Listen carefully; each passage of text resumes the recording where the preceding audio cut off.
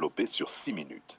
Mesdames, Messieurs, aujourd'hui, je veux aborder un principe fondamental que beaucoup négligent lorsqu'ils choisissent un partenaire.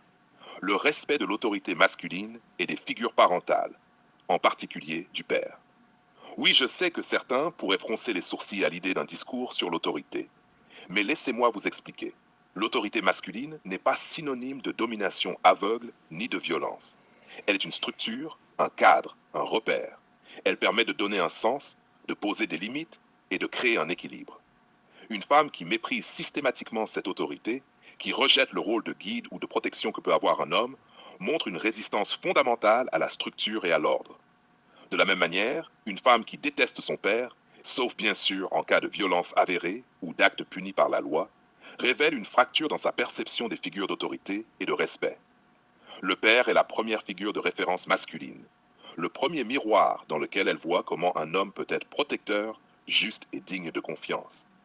Le rejet de cette figure peut se traduire plus tard par une hostilité envers les hommes en général ou par un sabotage inconscient des relations équilibrées.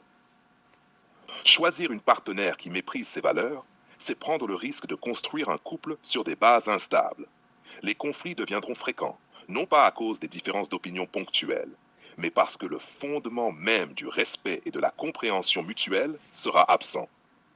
À l'inverse, une femme qui respecte ses figures, qui comprend la valeur de l'autorité masculine saine et l'importance du lien avec son père, apporte un socle solide au couple. Elle sait donner de la valeur à la structure. Elle sait coopérer. Elle sait reconnaître les rôles sans se sentir diminuée. Elle est capable de respect, d'écoute et de loyauté.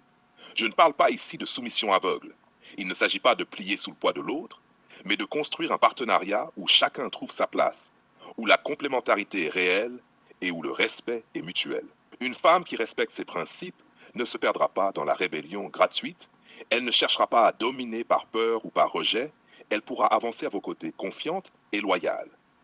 Alors souvenez-vous, dans le choix d'une partenaire, ne vous laissez pas séduire par le simple attrait physique, par l'éclat d'une personnalité rebelle ou par des discours qui glorifient le rejet de toute autorité.